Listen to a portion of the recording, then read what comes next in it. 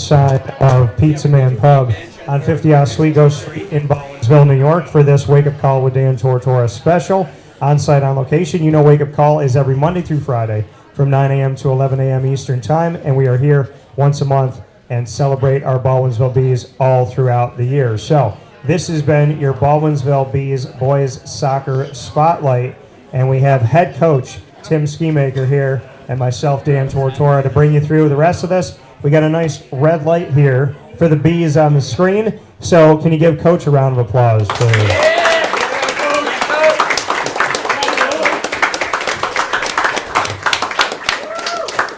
Coach, you heard from your players, and with Nick up here as well as, everybody that's been up here to be a part of this, Greg and Evan and Miles, all said positive things about you, said you bring out the best in them, they would go to you for anything. What does it mean to you to hear all these guys say that you've had such a positive influence on their life and that they trust you and that you bring out the best in them? I find it very flattering, to be honest with you. I've always said that if I could have a positive influence on any of the members of my team and they appreciated that, then I would be incredibly flattered, and that's really how I feel. So being flattered by the fact that you heard this, did you expect it? Did you think that they were going to be so nice? I had no expectation when I showed up. I had really no idea what was going to happen. Okay. You had no idea what they were going to say. Do they ever pull you aside and thank you? Lots of times I'll get players will come back and say, thanks, Coach. Lots of times they'll come back 2 or 3 years later and go, Coach, I didn't really like you at the time, but 2 or 3 years later I appreciate the things that you were trying to teach me and I get it now. And sometimes, I'll get it right when it happens, but lots of times players will come back a couple years later and appreciate me then. When you have those moments when they come back, do you ever throw a little "I told you so" their way? Never, not once. You know what? It makes you feel good because you don't get a lot of positive feedback because it's just in the position that you're in. So when you do get some, it really makes it worthwhile. So for you to be a part of this team and to guide them into sectionals right now, you've heard them talk about the fact that there were moments where there was adversity. There were moments where they weren't all together. Bring me into your vantage point of those moments and how you got through them. Well, in the middle of the season, I could tell. I think when you have a hard time winning those tough games, I always just feel like we're not really together like we should be. And so I just we got together and I told them, why I thought maybe things we needed to do, support each other a little more, work a little harder. And really, they're a good group of guys. Generally, if we say, I think this is what's going on, guys, they really listen and they try to do whatever it is that we have them to do. And I think they really came together a lot after the losing streak that we had. How do you build trust? How do you get your student athletes to trust you? Boy, that's a good question. I've always thought that I try to treat everybody the same, whether you're the star, the so-called star, or the guy that comes off the bench last in a blowout. I try to treat everybody the same. I coach everybody the same, and I have the same expectations for everybody. So I'll get on the 28th player just as hard as I'll get on the first player, and I'll get on that first player because I think that's what they want. They want to be pushed, and that's what I heard from the guys, that they want to be pushed. They appreciate that part, and my job is just to try to get the most out of everybody without pushing too hard. Sometimes it's hard. Sometimes you go just a little past where you want to go, and you got to back off. And when I do that, I think when you say, you know what, I pushed a little bit too hard there. I think again, you earn their trust when you're not afraid to say, hey, I made a mistake there. And a lot of coaches never say, I'm sorry, or I made a mistake. How did you learn to do that when it's atypical of the position sometimes? I don't know. It's how I've always been. And I remember the first year I was there, I demanded that my players acted with class and respect. And we got into a game where I was just all over the officials, and my players followed suit. And so the next day I said, that's not how we're going to be. And we did some extra running, and I ran with them. And so I just have always been that way. Can we clap that up? I like that. Number one, we're clapping for leadership. Number two, because you ran. And I just said in practice. I was a lot younger then. 20 years younger. And I had to do the same thing when I said we were down one in practice. and I ran with the kids. You can't show you're tired, can't show you're winded, because if you ask them to do it, you got to be willing to do it, right? Absolutely. Especially when, like, I made the mistake. I was the leader, and I led them down the wrong path, so I was right there to share the punishment with them. Well, you speak of sharing. You have your coaching staff here with you, and you've been sitting and watching with them. Tell me something good about the gentlemen that you have here with you and on this team. With the coaching staff, I feel I have the best support staff anywhere. They've been with me a long time. Happy birthday to Dan Kincaid today. Yeah.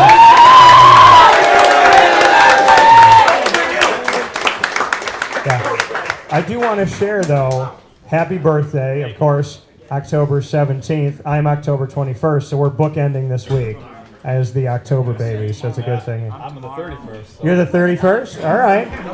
So shout out to the October babies in the room. I like that. All the Scorpios. Yes. Yeah, the Libra Scorpios. So you were talking about Coach? Dan should be running his own program somewhere. I'm not sure why he's still with me, honestly. He's a Beeville grad. I know he loves Beeville. He's all about Beeville. And he's more of a co-coach than an assistant coach. I give him a lot of responsibility, and maybe that's why he stays, because he gets a lot of say in what we do. And there'll be times when we're at halftime, and I'll be so upset. I'll be muttering, and I just turn it over to Dan, and he's always right there, says the right thing. And he's just a great resource to rely on. And Coach Ross is always there. He's a volunteer. He doesn't even get paid. So he does a lot of our fitness, a lot of our strength work, handles a lot of the injuries for the kids. And they're just both fantastic, and they're both good role models for the kids, too. Clap up the coaches. Let's show them some.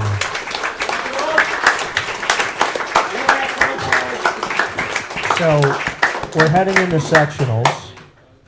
Where is this team at, in your opinion, from where you started this year? Well, I'd like to think that we're ready to break out and really start beating some of these teams that beat us the first time. And again, I'm going to take some responsibility for maybe why we didn't, because maybe some of the things we should be working on, we weren't working on earlier. And we looked at the video, we looked at what we needed to do, and now we're working on them. And I guess we'll find out Wednesday night if that's going to pay off or not. You have a passion, obviously, for the game and a love for the game. What keeps you coming back? What is it about that passion that it just doesn't die? I love to compete. Like I heard one of the players up here say that I'm the most competitive that they've ever seen. And that's how I am. I'm competitive. I hate to lose. And when I get to the point where I'm not like that anymore, then I'll probably stop coaching. But I have a passion for competing, and I love to win, and I hate to lose. I really, really hate to lose. And my first wife always used to complain that I never let my kids win. And I go, well, when they beat me, they'll know that they really won, because I'm not going to let them beat me. Yeah, that's how my dad was, because I started to play basketball growing up. My dad would go out there, and I was, I'm 5'8" now, and at the time I was out there, I was probably 4 something. And my dad's 6 foot. And I would drive down the lane and go to the basket, and he'd block me, and then he'd just look at me. He's like, what? I'm not going to go easy on you. Life isn't going to go easy. And I'm thankful for that, because I learned playing up against people that are 6 foot plus that if they're guarding you and they spread their legs just a little bit, you could bounce the ball between their legs and be fast enough to get to the other side. So, but you can appreciate like that. Like you said, you don't let somebody win. You teach those lessons. Who taught you the best lesson that you ever had in the game of soccer? Ooh, in soccer. I got to be honest, I never really had a really good soccer coach.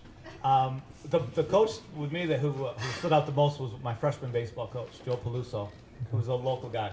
And he really taught me a lot about just how to carry yourself, how to train, how to work hard, and just how to be the best player you can be, and not to put up with or not allow yourself to give a second best effort. And so a lot of how I am, I think I would credit to Joe Coach Peluso. And like you said, you didn't come from the greatest soccer coaches, so again, back in the 70s, most people around here didn't know much about soccer, Yeah. When I started coaching, I didn't know anything about soccer. I thought I did. And then I started, learning about how to coach soccer. And I go, oh my God, nobody ever taught me any of this stuff. When did it click? When did it kind of click? Well, I started coaching in '96, and I immediately started to go to coaching seminars and read a lot of books and look at as much stuff as I could. And I saw the Korver video, and I almost started crying. So I go, why didn't anybody show me this? when I was a young kid. I would have been a lot better player. And so I said, I'm not going to let that happen to the kids in my charge. And for you, constructive criticism, looking in the mirror, how would you describe yourself as a coach today? I like to think I'm really honest. I think I'm very passionate. And I think I treat everybody as fairly as I can. And you know what I love? When you speak, we're in a restaurant. It is dead silent when you speak. And we're not even at practice, and they're not even terrified that they have to run right now. You've commanded this room to total quiet and peace. I would think that you have some respect from your student athletes. And I want to clap that out for you.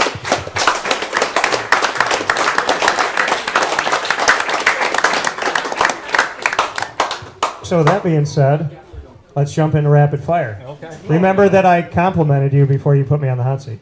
So you got 2, I got 2. Okay. You can go first. All right. So are you married or have a significant other? No and no. No and no. No, because dating in today's world is like running from a zombie herd while on fire. And I don't even know how I would describe. I mean, it's a very dangerous world today when it comes to dating. And I don't like apps, and I don't know, like I'm an old school guy. I want to bump into somebody and just talk, you know? And it's a little bit of a different world. So not married and no significant other. I do have some crazy stories, but we'll talk later. So what's your question? Well, I was going to ask you, what would they say is your best trait and your worst trait? Okay, well, I would say that anybody that I have dated would probably say that I make them laugh harder and more frequently than anybody else. So I would say that they would say I'm funny. I would say that my worst trait that they would probably all say is my time management was not always great, and I made us late to stuff. So comedy, yes, but I made us late. So I will take a hold of that. I said I'm going to do a roast of myself because comedy is also in my wheelhouse that I love to do. And my dad's like, why would you have a roast of yourself? I said, because remember, I know what they're going to say for the most part. I know they're going to talk about certain things. But at the end of it all, the roastee gets to roast everybody that came up on stage. So that, to me, to be the closer, that would be a lot of fun for me. So I would think they would say I'm funny and late, is what I would say. All right, Coach. That was a great question, and I appreciate that. Okay, how about this? Give me your best piece of dating advice.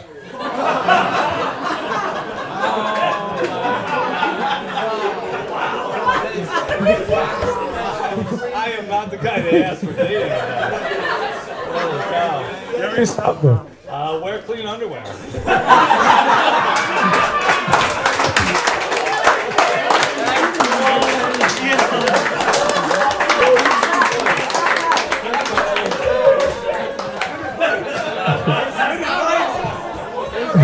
Wait for it. Best answer ever. Best. And you know what, Coach? I haven't found the right woman yet, and I always wear clean underwear. Always.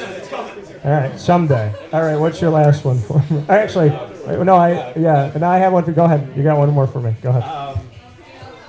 What got you into doing this? It's to me, it's a passion for, well, doing what we did today, seeing people smile.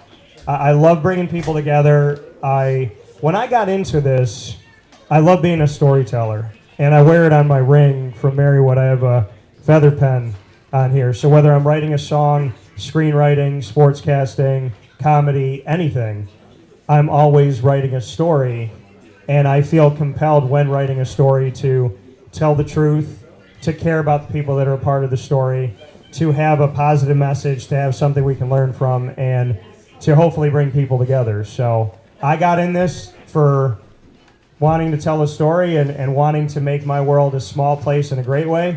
I never thought that the media would lie as much as they do, that people will come to me now and say, thank you for being honest. And I was like, I thought that was a prerequisite to my job. So I think now even more so, I feel the need to be a safe haven where your players can come and know they'll be respected, where you'll be respected, where your coaching staff, the families, and I told you this before we went on. If you lose every game, you're welcome on the show. You win every game, you're welcome on the show. If it's somewhere in between, you're welcome on the show. Because I don't believe it's about the wins and losses. I believe at the end of the day, it's about how you affect people's lives. Because your currency to heaven is not money. It's not any riches you have. Your currency is your soul. It's how you treat people. And I want to make sure that I highlight the good people in this world so that we can have a better future together. We better be done, because I don't know if I can follow up that. I will throw one at you here. So your last answer was so good, I'm not going to top it. So, Coach, tell me the best part of your job. Well, I mean, there's so many good parts of the job. One of the best parts of my job is nobody tells me what to do. I get to decide everything that goes on. That's the best. But being able to, what's great about being a soccer coach is you have a vision, and you get to mold all these people into your vision, and get them all working together as a group. There is nothing, and guys, I was going to say this tomorrow, there is nothing better than achieving success together as a group. Right? I played golf and I've won tournaments alone or with another guy, but it doesn't compare to winning a sectional title with a group of guys you've been working with for 2 months or 4 years, as the case may be. That's the best part. Achieving success, whether it be a sectional title or 8 wins, whatever we end up with, as a group together. That's the best part. Yeah, and I think that you definitely have the personalities here. You have the family atmosphere. And as much as this place has been packed when we do Baldwinsville Bees events on Wake Up Call, I have never had people pack every crevice that there is no safe way for me to get out of this building. And I love that, because you know what? It's all positivity. It's been all love from the guys to each other to you. And what I can tell you about this team from being here around you guys tonight is that it seems like an awesome family. Seems like you guys have fun. I'm honored to be in the room with you. I think you absolutely killed it tonight, and you better go out and kill it on the field this week.